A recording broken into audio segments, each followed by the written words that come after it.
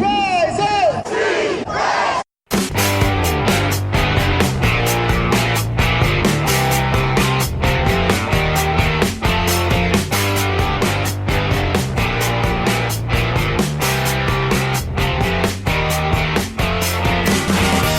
This is the Rise Up See Red podcast, all about the Arizona Cardinals and the NFL, featuring insider and outsider perspectives. Enjoy the best hour of Cardinals talk on the web. Now here are your hosts, Jess Root and Seth Cox. Hello, Arizona Cardinals fans, and welcome to the latest edition of the Rise Up See Red podcast. This is Jess Root from CardsWire.com. NFL Wire site from the USA Today family of sites, and my co-host, as always, is Seth Cox from RevengeOfTheBirds.com, SB Nation's NFL site for the Arizona Cardinals. This is episode 237, and if you're hearing both of us, that means it went well after last week's. I don't know what happened with the recording. It just disappeared, and you got a bonus episode of, you missed out on a fantastic conversation between me and Seth, and instead just had to listen to me for nearly an hour. But we're assuming that all will go well technologically because I don't know what happened before or why. It just happened. So we're now with our season preview. Seth, are you ready for some actual meaningful football? No more preseason games. No more guessing about the roster. No more cloak and dagger with the offense. It's real now. Yeah, we're there. It's time. It's what we've been waiting for, and you and I talked about it, and our compadres at the Detroit Lions site, we've kind of tried to explain, like, hey, we really don't know at this point what anything's going to look like because they've just, like you said, it's been cloak and dagger. It's been, oh, here's a little something, but all right, we'll wait till the closed practices to show a little more or do a little more, and it's going to be interesting to see how this all comes out. Was it worth all the hiding? Was it worth all the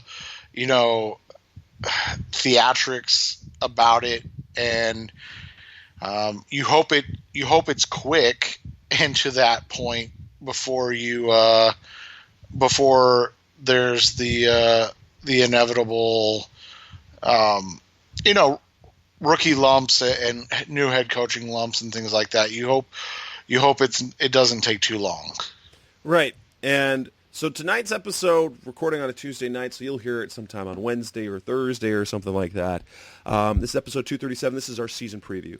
It's our season preview. We're going to talk about roster cuts as the Cardinals had to cut down their roster to 53 players. We're going to react to those decisions they made, what surprises there might have been, and, what we can kind of guess what the offense is going to look like now that we have the personnel. We're going to talk about the waiver claims, the practice squad, and then we're going to talk about predictions. We're going to talk about what we predict the players will produce. We're going to talk about what we think the record will be with some concerns that we think will come up. Then we'll look ahead to their week one, the season opener against the Lions, talk about what we know about the Lions, and then discuss some predictions and some matchups and things like that. So that's coming up on this edition of the Rise Up See Red podcast, your best hour of Cardinals talk on the web. Seth, let's talk about those roster reactions, the roster cuts. For you, were there any surprises when they cut down the rosters? I thought more than anything name-wise, it was just surprising of how they constructed the roster. You and I were, and we were honestly guessing. We weren't trying to, BS anybody. We had no idea. This is completely new. We were kind of throwing darts. I think we both hit it out of the park at the wide receiver position. We both kind of intimated that we only were comfortable with two tight ends, and we were just putting that third tight end on the roster because that's how rosters are built. But true. But we talked about it quite a bit because we said this is new, and the way Cliff Kingsbury is going to deploy his offense is going to be more heavily focused on wide receivers than it is going to be on tight ends. And then if you are going to be a tight end, you better be multifaceted and not just a one-dimensional type of guy, because if you're one-dimensional, meaning a receiver or just a blocker, then you don't fit, because, well, then I can get a blocker by adding an offensive lineman. I can get a receiver by putting a wide receiver out there. So I thought at the beginning 4 running backs was heavy, and then they cut TJ Logan the next day. So that, that made sense. I was surprised DJ Foster made it over TJ Logan, but then you kind of go back. DJ's, a more versatile. I mean, if you just look at the running back room, they're basically like the same 3 skill sets, just with diminishing returns as you go down the depth chart, right? Like David Johnson's the best, and Chase Edmonds is a lot like David Johnson, just not as skilled yet. And then DJ Foster's a lot like David Johnson and Chase Edmonds, just not as skilled. And so having 3 similar players in that role makes sense. I mean, the offensive line, that was a coin flip on who they were going to keep. I think you and I were both only surprised by the was it Vunovich or whatever. I personally, on what I wrote, thought that he's a guy that on the outside could make it. And honestly, I thought Vunovich was on the roster so they could trade him. With all these odd offensive lineman trades going out through the league, I thought for sure they were going to pull a trade for him, because he does seem a little redundant on the roster already. Yeah, so I mean that was the only kind of different one, and then you look at the defense. You and I had been kind of warned, heads up, that Miles Brown was somebody this team really liked. And then he's on the roster, so I guess that was good information for us. Overall, I thought it made sense. I've got to say, like, the initial roster with the cornerback position, at first I was like, what is going on? Because they had 5, but we knew 2 were going to go away very quickly. And so that left 3, and you're like, you can't go into the first, like, I don't even care about anything else. Like, you just need another body in the room in case anything goes wrong, because you have to have at least 4 active corners on game day. And so then it was like, are they going to use Buddha out there? Like, how's this all going to work? And then, they made that, I thought, their best pickup of the waiver period. So, it's overall, I just think it's been really, it's different. It's kind of in the same realm as everything else that's happened this offseason. It's just not the way. It's just not the way that normal NFL teams go. But at the same time, this has never been normal, right? There hasn't really been a normal thing about this entire offseason. Going back to firing Steve Wilkes, but keeping Steve Keim and putting all the trust in Steve Keim to build. So then they hire the unorthodox coach. They give up on their first-round pick the year before to take a new first-round pick quarterback. It's been one very, very interesting offseason. For me, the surprise, probably the biggest surprise, and maybe it shouldn't surprise me, is the fact that when they made cuts, they didn't even bother to keep 53 players. They didn't even bother to fill the roster because they knew they were good. They didn't even like the players enough to fill basically 3 roster spots. They basically liked 50 players that they had. And they kept Robert Alford because they had to keep him on the roster for at least a day to get him to week 1 so that he could be put on IR so he would be eligible to return. But essentially, they only liked 50 players on their roster. This is basically what they were saying, because then they go out and rather than, and I guess maybe that was being a little more straightforward, and maybe that was a Cliff Kingsbury thing, because what he said leading up to roster cuts, that he wanted to be straightforward with, because he said he was cut 6 or 7 times in his career. And so the biggest thing is about being upfront and forward with them. And why get, when you know you're going to be picking up guys from other rosters, off waivers, because with the number 1 spot, anyone you want, you get. It's guaranteed. on other times where they're a little bit further down, you want to keep your roster full at 53 because you don't know exactly who you're going to get. And the Cardinals knew exactly who they were going to get. They saw the list. Okay, we want this guy, this guy, this guy, this guy. And instead of telling these guys, okay, they get their hopes up, they were going to be on the team, instead they know, okay, we know you're going to be replaced anyway, so we didn't even bother. And they brought a few guys back on the practice squad. And so that for me, that was the biggest surprise. Vujovic might have been a surprise for me, though, again, like I said, I thought that would end up being a trade piece.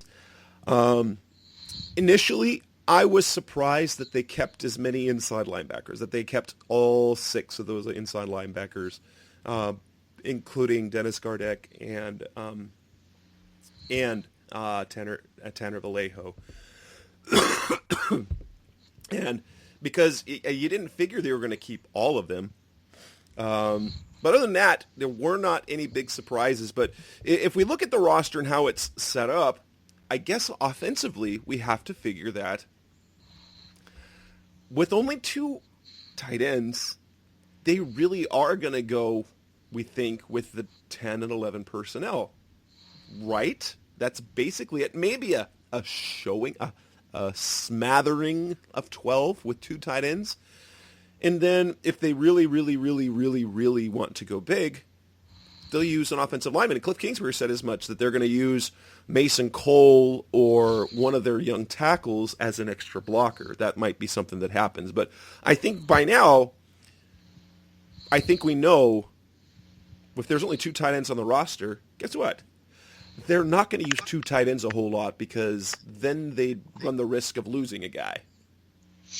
Yeah, and the reality is this offense, you'll see 2 tight ends some of the time, but for the most part, it's going to be a lot of it's going to be just a lot of 3 wide receiver and 4 wide receiver personnel, and like I said, in that case, you need to have options at wide receiver. You need to have options with guys that offer different abilities.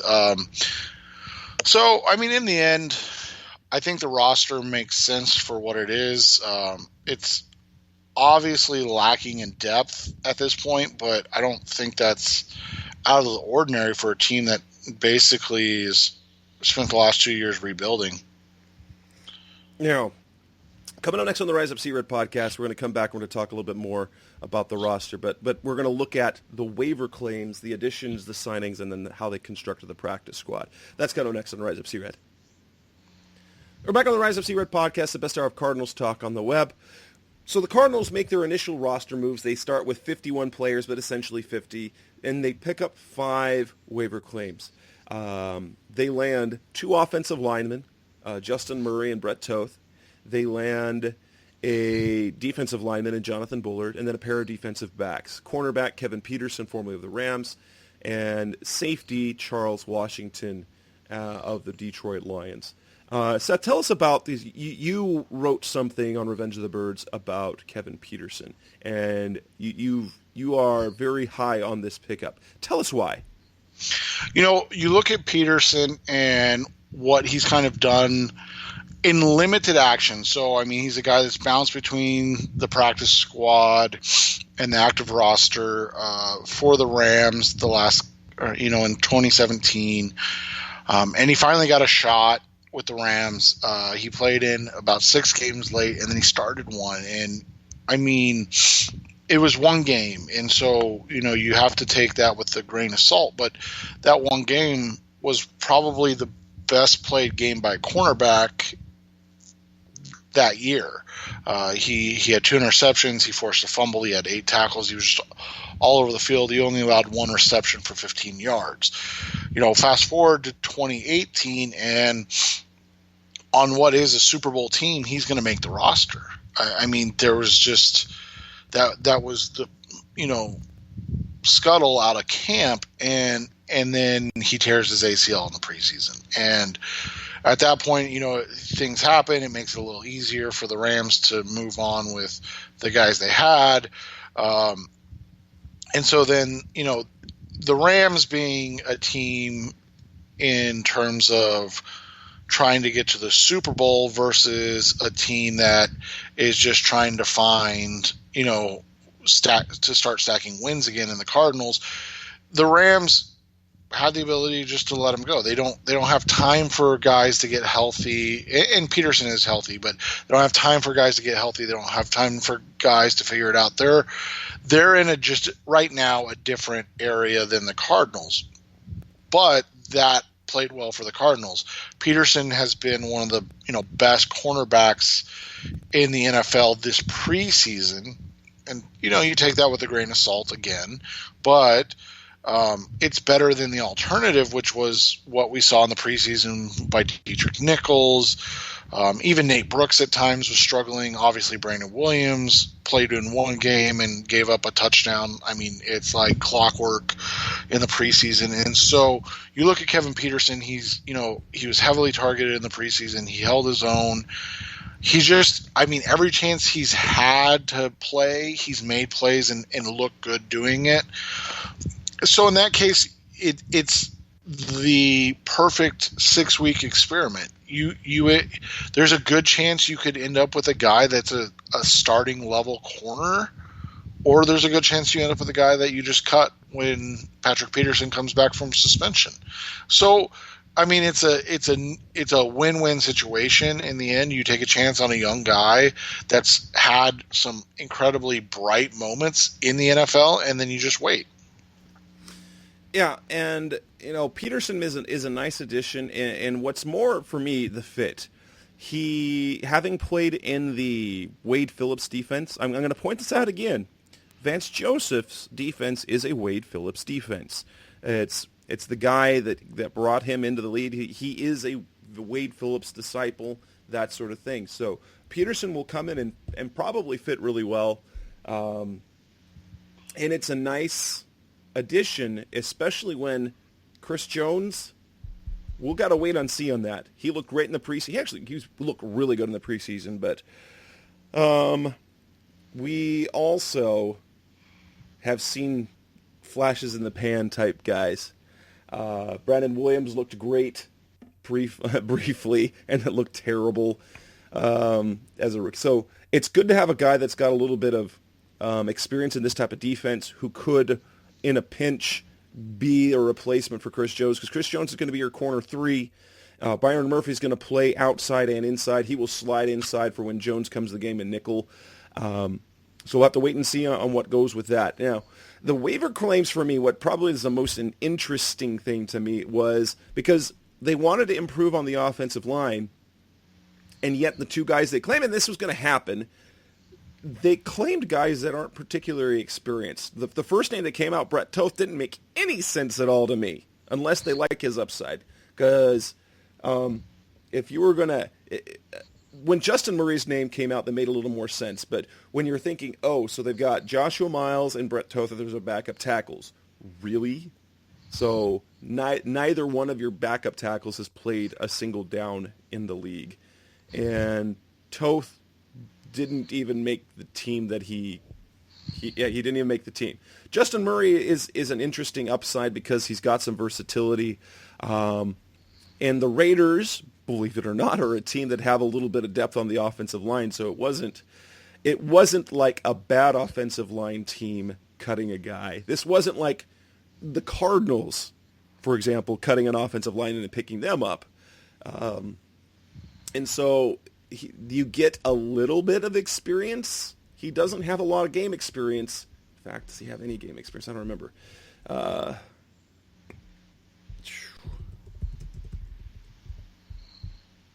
Pulling that up. Justin Murray. No, he has no game experience. He has no game experience, but at least he's been on a roster. No, he played 2 games last year. 2 did he? games. And that's 2 games more than you or I, but he's actually been in, and he's been around the league since 2016. So that's the interesting thing is he's been in the league since 2016, but has played in 2 games and has apparently never made a roster ever. Then 2016 he didn't make the roster. 2017 he didn't make a roster. Last year he didn't make the roster. And even this year, he didn't make the roster. So it'll be interesting, though from what, Why? Yeah. John Gambadoro on the radio, he got some information. He's versatile. He can play 4 positions on the line, and they had him as one of the top tackles available. So it'll be interesting to see what happens there. They expect, Cliff Kingsbury expects one of the 2 guys to be kind of one of the guys who could be a play tackle to be available on Sunday and the other not. If you look at the depth chart, it has Brett Toth as the backup right tackle with Justin Murray as the second backup left tackle behind Miles. So we'll have to wait and see on that. Charles Washington is an interesting guy, and I'll have to point this out to Blake for kind of putting 2 and 2 together. So essentially, Charles Washington, the Cardinals went and traded their number 5 safety in Rudy Ford, who is basically a special teams guy. So they trade him for defensive lineman, who they end up cutting. And then they claim a guy in Washington who only played special teams last year. So that's an interesting move. I don't know much about Charles Washington other than what I've just read, that he loves special teams. He played a lot of special teams for the Lions. But it's kind of interesting that you made that move. You trade a guy that you weren't going to keep, and then you sign another guy who's going to have his exact role. Yeah, and, it was interesting. We talked about, or I tweeted about it, when you and I didn't think they'd cut Bruce Hector, and then they cut Bruce Hector. I guess that's, what happens when you sign Clinton McDonald, and you and I should have just stuck with what we knew about their love of Miles Brown, I guess, right? We should have just gone with it because that's what we heard, but we thought there's no way that they're going to cut the guy that they just traded for, is there? So, when you look at it, the pickups, make a lot of sense from positional standpoints. I like you said, with Murray and Toth, I honestly, I don't know. I mean, I can't. Here's what I'll tell you. Like, a contact we have, I asked if the Corey Cunningham trade was going to lead to, something bigger. And his response was, LOL, we were told to find somebody better in July. So the answer was no. That's hilarious. Because everyone thought, something bigger's coming. Right. Yeah, and so, yeah. So, that was basically what we were told is no, this was just the fact that they had, and again, who's they? I'm not sure. I didn't, ask for specifics, but it was basically they didn't think that highly of Corey. He hadn't played that well in the preseason. I mean, he'd been better than Reese Odhiambo, but he hadn't actually been great, and so they just had basically heard hey, find a upgrade. And we talked about this a little bit last week on the show that didn't air. It's always nerve-wracking when the Patriots trade for a guy, but in the same token, the reality of the situation is the Patriots have the best offensive line coach maybe in NFL history, so it doesn't matter.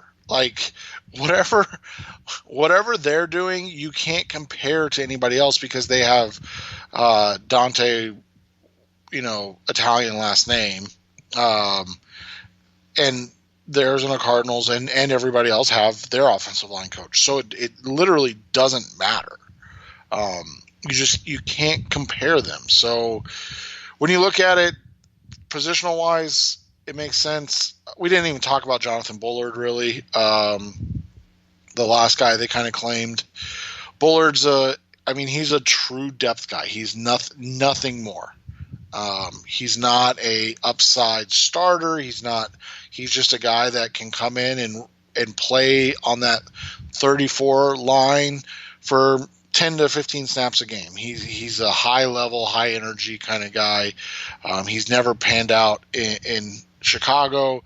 He didn't pan out in the Vic Fangio defense. So I'm not saying it's impossible that he can't pan out in the Vance Joseph defense, but if you were going to ask me who would get the most out of somebody, it's either Fangio or Wade Phillips, right? So yeah. And do you see him being more the...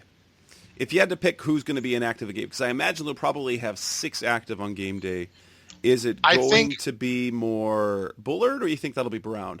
I think early it's going to be Brown. But, I don't know, because I don't know how they're going to change this rotation now, because the whole idea was that you had these 3 kind of interchangeable pieces in Phylon, Gunter, and Peters, and now it's Gunter and Peters, and then a bunch of true defensive end tackle guys, not nose tackles. So, if you consider that Brown is really your only true zero technique guy, then maybe he's active. But I think initially you're going to see the active guy be Bullard and not Brown. In the practice squad, you don't want to spend a whole lot of time on this, but the funny thing is how they went about it, because they went quickly and re-signed 7 of their guys. But now that the practice squad is full, they have let go of 4 of those guys that they had in the preseason. So clearly they were not that sold on those guys. So Drew Anderson, A.J. Richardson, what's his name? Nate Brooks, and who was the other guy that they just cut today? Oh, I'll grab it real quick. I should know this because I just wrote about it. They send us too many emails. I get so many emails. Oh, Vontaris Dora. That's right. Yeah, Vontaris Dora. Thank you. And they replaced Dora with Pete Robertson. Oh, we didn't even talk about Cassius Marsh. Goodness. Oh, yeah. That is a nice pickup, because they picked up Cassius Marsh, not off waivers, but they signed him. They signed him off. Now we'll have to wait and see what that contract looks like, but he is bitter. He is a bitter man to the 49ers and to the Seahawks, who just cut him because they traded for Jadeveon Clowney. That's something to discuss on another show, but holy bonkers. But it means they pick up a guy who had 5.5 sacks last year. Now, as much as we liked Pete Robertson, Cassius Marsh is a much better player in the NFL than Pete Robertson ever has and probably ever will be. And so now they have a nice rotation of Suggs, Jones, Brooks Reed, and Cassius Marsh. That's a great pickup in my opinion, and he plays angry. And if you've seen the GIF out there, the GIF online, he has one heck of a sack celebration with the roundhouse kick. Yeah, and he's a guy that he understands his role and plays it extremely well. And to me, that's viable or vital as a backup. It's not he understands he's not a guy that's going to push for the starting role. He understands he's a guy that is going to get limited reps, and he understands that he's a guy that's really good at that job. And so we'll see how it works out. I think it was a slam dunk signing, like you. Yes, and getting back to the practice squad is very interesting who they ended up picking up. And probably the most intriguing guy is the quarterback, and that's Kyle Sloter, who is a preseason sensation. If you paid attention to Broncos football when he was playing there in the preseason, or Vikings football, fans just adore him. They adore Kyle Sloter. They all wanted him to be the backup quarterback the last 2 years. And he chose to play for the Cardinals. He's 25 years old. He spent all last year on the active roster, and I'm guessing they're giving him the treatment that they thought for Drew Anderson, where, hey, potentially he could be their number 2 in a year from now when they decide probably to move on for Brett Hundley, which we'll get to see Kyle Sloter in the preseason next year, which means all sorts of clicks for us because the Cardinals fans will fall in love with this guy. Yeah, and and it was one of those conversations we had about Drew Anderson, and the fact was they really liked Drew Anderson. They did, but every once in a while things happen that nobody sees coming, and that first one was Sloter. He allegedly even had offers to be on like active rosters, but he liked the fit with the Arizona Cardinals the best, and so he was excited about that and that opportunity. I was shocked personally. I don't know about you, but I was shocked to see this kind of happen because Sloter was the backup for the Vikings last year. So, I mean, he's never played in a game, but he was the backup, and it's just that's a weird thing to see. It really is. And so, essentially, they liked Drew Anderson, but hey, Kyle Sloter, we like him better. They liked Nate Brooks. That's why they brought him back to the practice squad. But then when they saw Jalen Davis, they're like, oh, we like him more. Instead of Ontarius Dora, it's Pete Robertson, and then they added Kylie Fitz. They added instead of A.J. Richardson, a guy they kind of liked in the preseason, they go and get the speedster, former Ohio State guy Johnny Dixon. So it was just a case where they had guys they liked, and they're like, oh, we like these guys more. And so rather than initially signing those guys, they bring back the Cardinals guys and then go, oh, never mind. And so these guys signed their practice squad contract. They're like, all right, $8,000 this week. Wait, no. Yeah, and I mean, like you still feel bad for them because that's a tough break, but in the end, they got the guys they wanted to get. I think the two biggest ones were Sloter and Pete Robertson. We'll see kind of how everybody else does, but I think those were the two main guys that they were interested in picking up. Coming up next on the Rise Up C Red podcast, we're going to talk about now we start with the predictions and previews for the coming season. We're going to talk player predictions, statistics, so on and so forth. That's coming next on Rise Up C Red. We're back on the Rise Up C Red podcast. We're now at the prediction and preview part of that. And let's talk individual players. Just how much are these players going to produce this year? I think we should, number one, naturally, of course, we have to talk about Kyler Murray first and foremost. What are reasonable expectations? Because I waver between, okay, I'm going to be reasonable, and then thinking he's going to set the world on fire. Yeah, and, this is a tough one because when you project stats, it's hard to project somebody like Kyler because he's so unknown. It's so different from anything that we've ever seen. But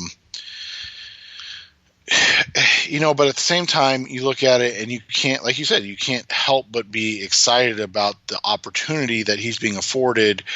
And, quite frankly, the fact that he's likely going to have a chance to put up a ton of garbage time numbers and things of that nature in year one.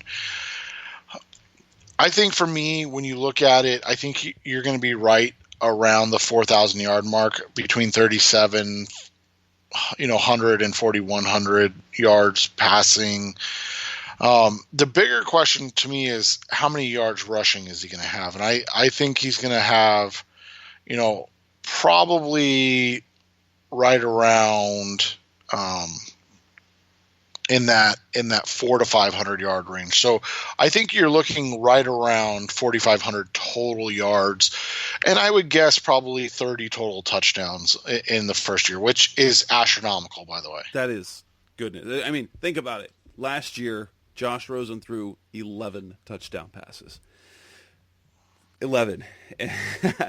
And so I am that sort of optimistic as well. I anticipate he will set a Cardinals quarterback rushing record, which would be, I believe, 503 yards is that record. I would anticipate, I see him getting 600 or 700 yards, though I could see a scenario where he gets to 1,000. I don't want to say it. No, I think I could see it because the ball's going to be in his hands a lot. But at the same time, I don't want to take away the rushing yards from David Johnson. So I'm going to say 3,600 yards passing, and let's say 650 rushing. And the 30 total touchdowns I think is reasonable. How many turnovers do you think he'll have? He's been pretty careful with the football overall. If you look at his time at Oklahoma, you look at how he played in the preseason. In practice, he threw interceptions, but he was trying stuff. Would you say over or under to 15 interceptions? I think that's probably the right over/under. I would say probably under. That's one of the things he's been really good at throughout his career is just protecting the ball. I would say like 11 to 13 is probably in the realm. My bigger concern is going to be the fumbles. Like if he's running as much as we're expecting, how many fumbles will he have? I think that's going to be the interesting kind of dynamic of the whole thing. If you look at the running game with David Johnson, we saw him in a bad offense produce 940 yards. What is the top end that we can get from him? Are we going to see the 1,200 plus that he did in 2016? Are we going to, or is he going to not get to 1,000 because of this offense? Where do you see him in terms of rushing production? I think he'll be right around 1,100 yards rushing, probably 8 to 11 touchdowns. And then the receiving one's going to be the more interesting one to me. Is he going to be able to put up a 2,000-yard total offense season? So if he's between 11 and 1,200 yards rushing, is he going to be able to get that 800 to 900 yards receiving? I don't think so. I think he's going to be closer to a 1,600, 1,700 total yard type of season. I think he's going to be right around between 600 and 700 yards receiving on the season. Do you think that's because of the receiver targets? That they'll use the receivers more as a result of that? Because we might see he might have 80 to 90 catches. Yeah, and that's why, because I think you're going to see, target wise, I think Fitz is going to have the most targets. And then I think Kirk is going to have a good number of targets, probably more than Johnson. And then I think it's going to get muddled between like a Crabtree and a Keyshawn Johnson, and then a David Johnson, where you're going to have those three kind of fighting for targets. And I think, quite frankly, Chase Edmonds is going to get a healthy amount of receptions as well. So I think you're going to be in the like 50 to 60 catches realm, which is why you're going to have him, in that 600 to 700 yard range, because I just think he's going to lose targets because of not because of any one person getting a ton of targets, but just I think the love is going to be spread out between that, the Crabtree, Keyshawn, and I think Isabella towards the end of the year is going to kind of work his way into that target grouping too. So what do you think? Will the Cardinals have any 1,000-yard receiver individually? Depends on what Fitz does from an average standpoint. If he's around that 10, 11-yard reception or 10, 11-yard average per reception, I think he's going to be closer to like 900. Kirk is going to have to be closer to 15 yards per reception, I think, to get there, because I don't think he's going to catch over 70. Which isn't bad, don't get me wrong. I don't think Kirk's going to catch over 70. I think Fitz will be right around 80, 85. So, that's going to kind of feed in. And then, like I said, I think you're going to get this like mishmash of guys in that, 300 high 300, low 400 range to that, maybe 700 range. And that's going to be the Johnsons, Crabtree, Isabella, that entire grouping are going to have, kind of that mishmash of yardage this year. And so if I had to make a bold prediction, like I'm thinking of doing, bold predictions for the season, we could see 4,000 passing yards without a single 1,000-yard receiver would be kind of incredible to see. It would be, but it also wouldn't be shocking. I don't think. And here's the thing. And if you see Chase Edmonds emerging as well, maybe you don't get 1,000. So they have a 4,000-yard passing offense with no 1,000-yard receivers, and maybe not even a 1,000-yard rusher, depending on how much Chase Edmonds gets used. I mean, there is that possibility. Right, and that's, and then you even throw in guys like Charles Clay and Max Williams, and they're probably going to get, 60 targets between the two of them. And so, you're looking at, if you're just saying in general that Murray's going to throw, let's say, 600 passes, I mean, we're talking probably 200 of those between Kirk and Fitzgerald. So that's only 400 between Isabella, Crabtree, Keyshawn Johnson, David Johnson, Chase Edmonds, and then your top two tight ends. I mean, that's at best 8 guys. So that's 50. That's just targets. We're talking, 50 targets. And then as you take away from one and give to the other, you're reducing those, and that's 600 pass attempts. That's a ton of throws. So I have a hard time seeing where one guy could put up a dominant season unless they're a yards per catch freak, where they're averaging 14, 15, 16 plus yards per reception. Coming up next on the Rise Up C-Red podcast, we'll talk more about our team predictions, win-loss records, and then where do we see the team production offensively and defensively? That's coming up next on Rise Up C-Red. We're back on the Rise Up C-Red podcast, the best hour of Cardinals talk on the web. Let's talk a little bit about the overall win-loss record. We were talking about this a little bit off the air. I'm trying to look more holistically at their record. The way I see things, I think that they can start pretty well, and this is how I see things playing out. I believe they should win in their opener. Overall, I think that they will have the advantage this weekend, not having shown anything of their offense. They're playing at home. They've got the rookie quarterback, the king. You've got a lot of excitement, and I'm big on home teams in their opener doing well. I see them kind of hovering around 500 for a while. I see a win against Detroit, a loss against the Ravens, win against Panthers, loss to the Seahawks, beating the Bengals, losing to the Falcons, So I think the first half of the season they go 4-4, but then perhaps if I'm thinking about it, they might win 5 games of their first 9 and then not win again.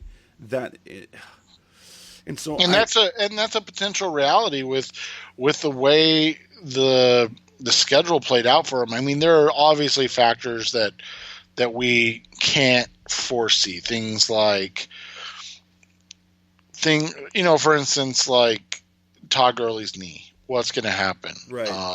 Russell Wilson's health in general, things of that nature. But just from the perspective of looking at the Cardinals' schedule for the whole season, and you kind of play it out there,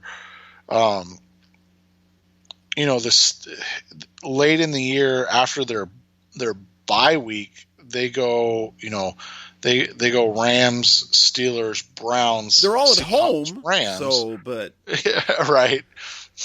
They've got these three really difficult home games in December, and so we'll see where they're at. But we'll also see where those teams are at, because I mean, we're all expecting the Browns to take the next step. We're all expecting the Steelers not to lose anything after losing their best offensive, or their two best offensive players. Like that, it's not a problem. Big Ben will just carry on in his 16th season. But at some point, even though Ben Roethlisberger, easy enough to say, is a Hall of Famer, those guys stop producing at a time, at some point too. I mean, you wouldn't know it with, Tom Brady and Drew Brees and all of those guys. But I mean, you look at Eli Manning and how fast he dropped off, Joe Flacco, and Eli and Joe are not on the same wavelength probably as Ben, but still, I mean, it comes quickly. So you look at it in that perspective. We're expecting the Browns to be good. We're expecting the Steelers to stay good. We're expecting the Seahawks. I mean, you and I, and we were, and this wasn't a negative thing, but we were talking about who their wide receivers were before the podcast started, because you and I legitimately had no idea outside of Tyler Lockett, a single and DK Metcalf, the rookie, a single player on the Seattle Seahawks depth chart at wide receiver.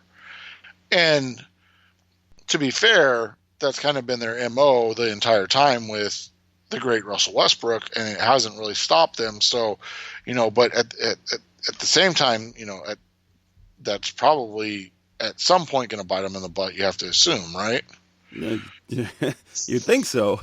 You'd think that would be the case. So I think if I'm going with this route, I'm going to say 6 wins. Now, I was on a radio show a couple of weeks ago, and I was just giving my prediction. I thought they would be in the playoff mix. I thought they would be kind of in the mix for the postseason up until December, and then things would kind of fall apart. I guess that's kind of what I'm thinking as it is. I'm going to say they win 5 out of their first 9, but only win 1 the rest of the way. I think they'll sneak a win in somewhere, and that gives them 6 wins. And a 6-win season after what they had last year, and a 6-win season when they're competitive. I want to see competitive games where they score lots of points, but maybe the defense falls apart, or they fall just short and they don't score quite as many points. Basically, a 6-win team that has hope rather than a hopeless, terrible 3-win team. Right, and that's what we've talked about that matters, is that this team is competitive, and that winning is obviously the key, but that they're competitive, and you're seeing it each and every week. So that'll be the key to this season success-wise. I've said all along, I think this is a 6 or 7 win team, and I tend to be less of a believer than like you. But I think that this team is going to be able to sneak up on some people early in the season and play well enough to win games early. The question will be, and I think you hit it on the head, the question is going to be, can they win games late to sustain what could be a playoff run, and I think that's where they'll start to fall short, is against these top teams, to kind of that 5-game stretch to end the season. Now, the question being this is, if we're looking at offensively, I believe this offense will produce yardage. It'll be a top 10 team. They were in the preseason. They were a top 10 offense in terms of yardage, and a middle-of-the-road team in scoring, which will be so much better than what the Cardinals were, incredibly, amazingly better. But I think they will be a top 10 team in terms of offense. Defense, I am not sure. No, and it's tough because I talked about this a couple weeks ago. This is a team that really reminds me of the Miami Dolphins defense that got Vance Joseph a head coaching job. Obviously, there's not an Ndamukong Suh on this roster. But in the same sentence, I mean, you're looking at guys like Chandler Jones, Terrell Suggs. I mean, you got Jordan Hicks, who should be an upgrade.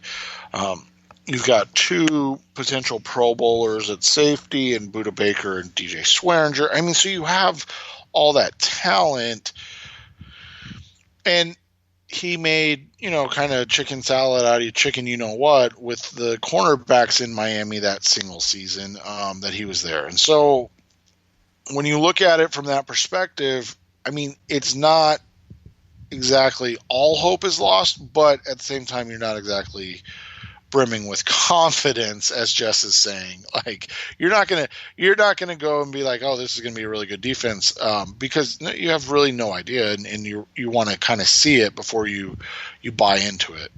Coming up next on the Rise Up See Red podcast, we're going to talk about the game coming up this weekend. More specifically, we'll talk about the Lions and what they've done this offseason. That's coming up next on Rise Up See Red. We're back on the Rise Up See Red podcast. The Cardinals play the Detroit Lions this weekend. Let's go over what is there to know about the Lions. They have a new offensive coordinator in Darrell Bevell, a second-year head coach in Matt Patricia. What should we what type of team are they? You look at it from the start. They've invested really heavily along the offensive line. I mean, they've got first round pick Taylor Decker. They paid Ricky Wagner at right tackle just an ungodly amount of money. They drafted Frank Ragnow in the first round. They picked up Graham Glasgow in, I want to say, the third round. I mean, so they've invested super, super heavily in their offensive line. And then this year they went out and drafted TJ Hawkinson, and the whole rub on Hawkinson coming out was that he was like this super superior blocking tight end. And basically what they said was kind of what Mike McCarthy and Steve Wilkes said last year is, we're going to be a team that runs the football, and we are going to dare you to stop us. Kerryon Johnson, they drafted last year. They signed CJ Anderson, who had a nice kind of revival with the Rams.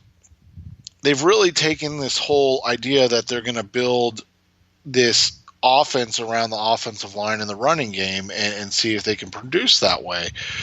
Then you look at their defense.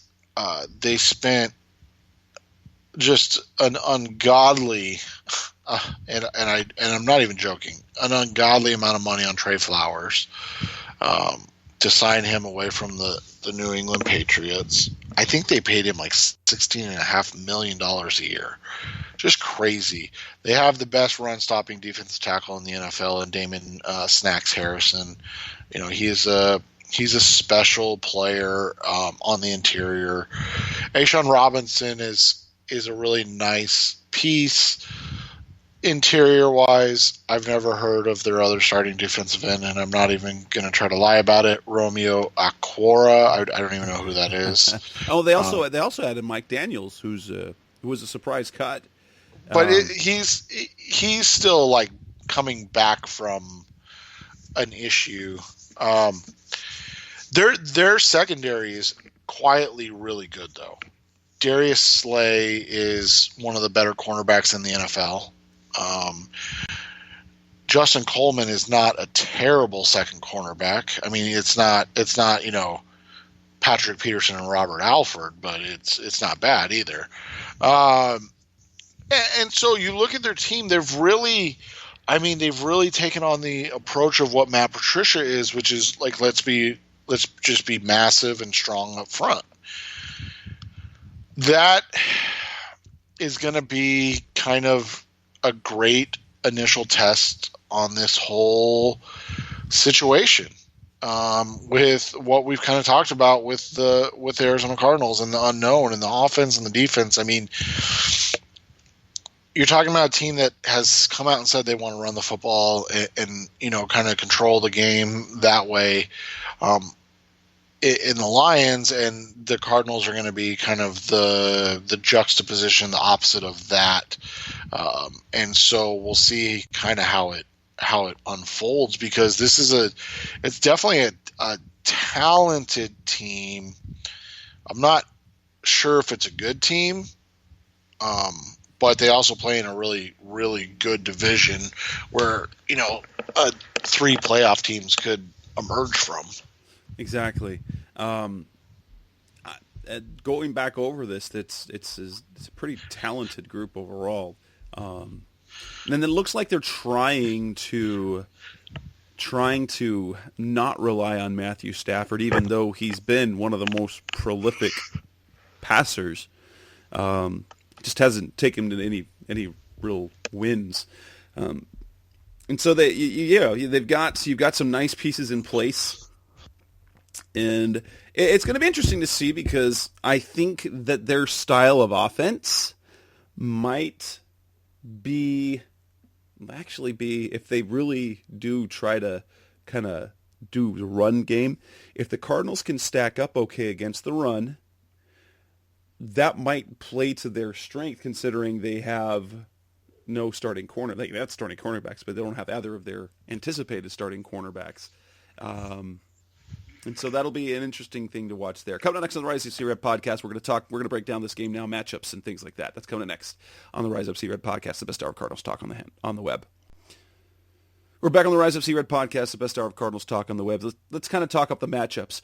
I am worried about 2 matchups in particular, and that would be at receiver against the cornerbacks, because you've got a very long, talented receiver in Kenny Golladay, and then another talented receiver in Marvin Jones going against Tremaine Brock and Byron Murphy. And as much as we might like Byron Murphy, and as much as the Cardinals are high on him, saying he's the 5th best player in the draft, those are matchups that are nightmares in week 1. Yeah, I think you have to let Murphy play on Marvin Jones and then just let Brock take his licks against Golladay. That's my personal opinion. I don't know. I mean, I get that Murphy is supposed to be a stud, and I think he will be a stud. I'm not taking anything away from him. It's just that's a tall task a rookie to come out and guard a physical freak, like you said. I mean, a big receiver, 6'4", 6'5", that can move. And so I think Jones is a better matchup for him and allows him to kind of focus on that. And then if Golladay goes off on Tremaine Brock, I mean, it is what it is, and we kind of expected that to happen over the first, couple weeks until maybe Kevin Peterson's ready or something of that nature. My concern stems from this is a team that's going to try to establish the run and really, really pound the football. And the Cardinals have not shown that they are prepared to stop that. They may be prepared to stop it for 2 or 3 or 4 drives, but from a game perspective, they haven't shown that they are ready to stop the run consistently. And especially the big runs. And so, when you have a Kerryon Johnson, when you have a CJ Anderson, those are guys that are going to physically wear you down because they're bigger backs and kind of just wear on you over the course of the game. And then you could get a guy like J.D. McKissick coming in, who we've seen with the Seahawks, who is a little bit more explosive and kind of the bigger play, one touch and score type threat. So that's my concern coming into this game from a defensive standpoint. Offensively, I think. I mean, we know the offensive line is going to be the question mark every single week. So I think that's a cop-out. The question becomes, if Darius Slay is able to lock down whoever he's covering, and whether that's Kirk or Fitz, doesn't matter. He is a great cornerback. So I want to make sure Cardinals fans are aware of how good he is. the question becomes, can they create matchups, and what can they get out of those other guys? I mean, if it's Fitz that is, kind of getting locked down, then you look at it, can Kirk, pick it up? Can Crabtree in his, 6 practices, can he make an impact? Is Keyshawn Johnson ready to go? Charles Clay, that's what the question becomes, is can you take advantage of, a Justin Coleman, a Rashawn Melvin, those other corners, and can you make plays? The other thing is this: the linebackers, despite the fact that they've spent a lot of time and draft picks, their linebackers aren't great. So that's the other thing that you have to look at, is can you create those mismatches where you're getting Devin Kennard and Christian Jones in space and able to take advantage of maybe guys that aren't as athletic. That's where this game, to me, is going to be won and lost, is if they can create the matchups and take advantage of those matchups for the first time in seeing this offense for real. And obviously every week we're going to talk about the offensive line. I just feel like it's going to be beating a dead horse every week. And I think, David Johnson's going to be critically important this week. He's going to have to get a little bit in the running game. They do have a very strong defensive front. Yeah, Harrison and Robinson is going to be a tough duo. I mean, Damon Harrison, that's the thing. Damon Harrison is the best run-stopping defensive lineman. I mean, now, here's the thing.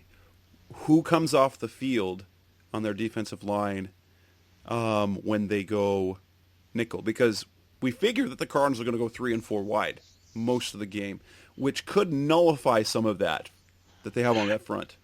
And that's what you're hoping to see. And the other question is if you can get – so here's the other, dirty secret is, so they drafted Jelani Tavai. I can't remember where he's out of, but he's supposed to be kind of like a coverage guy. He's out of Hawaii in the second round, kind of like a shocking pick to a lot of people. But he's supposed to be a coverage guy. So if you can get Jared Davis and Jelani Tavai on the field, you're all of a sudden, even as great as Damon Harrison is, you're all of a sudden you're at a good spot to run the ball from those spread formations, because now you've got them taking out Devin Kennard and Christian Jones, and can you take advantage of the less talented run defenders in Davis and Tavai? And ultimately, the turnover game will come into play. Will Kyler Murray be able to? Will he look like he did against the Vikings? Or will he look more like against the Raiders? Now, Cliff Kingsbury said that Matt Patricia's not necessarily, his MO isn't really to bring the heavy pressure with the blitz. They might have to do that, because I think Murray, with regular pressure, is going to, with regular rush, is going to be able to pick apart this team, or at least maybe not necessarily pick them apart, but make them pay one way or the other. So the unique thing about Murray and what it is now that, and we'll see how it works out, but theoretically is that he makes teams play 11 on 11.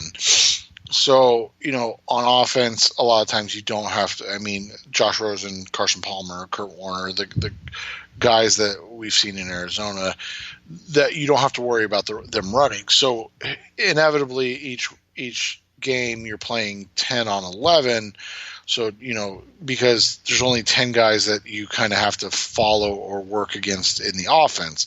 Now you're playing 11 on 11 football, which means that a lot of times you have to run zone coverages so you can see where the quarterback is. You have to be able to, because if you turn and run in man and then you abandon your zone, that's when big plays can happen from the quarterback running game.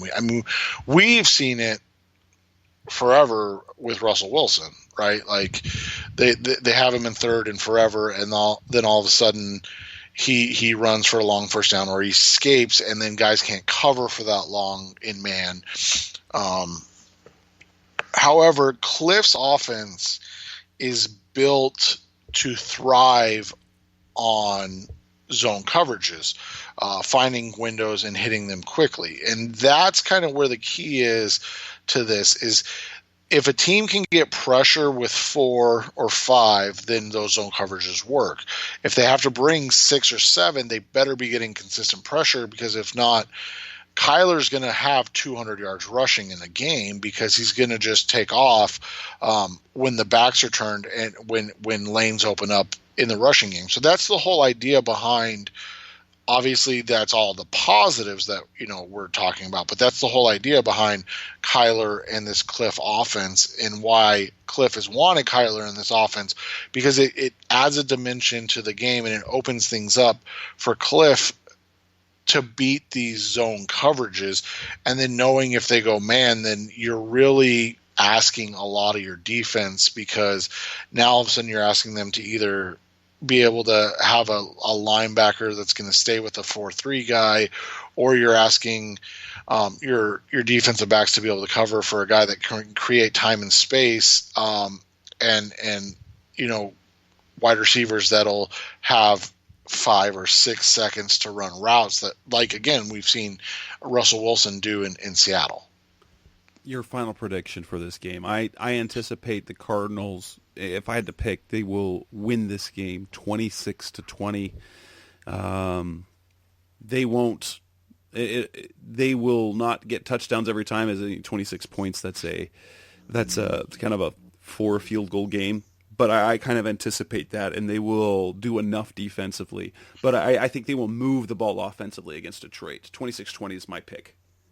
Yeah, I think they're going to win this game 30-28. I think that they come back and they're able to win it on a Zane Gonzalez field goal, and kind of start off the era in a strong way, as we talked about earlier, that these first 5 or 6 games really line up for them to win 3 or 4 games.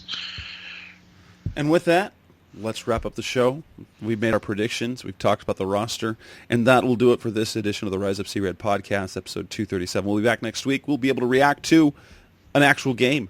What does the offense look like? How did they do? Did they get a win? Or were they competitive? Or did they look terrible? We'll talk about that next week. That's Seth Cox. I'm Jess Root. Thanks for listening as always. Thanks for listening to the latest edition of the Rise Up See Red podcast. Listen to previous episodes and subscribe to the show on Apple Podcasts, Stitcher Radio, Audioboom, or many other podcast platforms, so shows are delivered directly to your mobile device. Please give the show a 5-star rating and always support the sponsors who support the show. We'll be back soon for the best hour of Cardinals talk on the web. Rise up, Red Sea, be Red, See Red, and of course, Rise Up, See Red.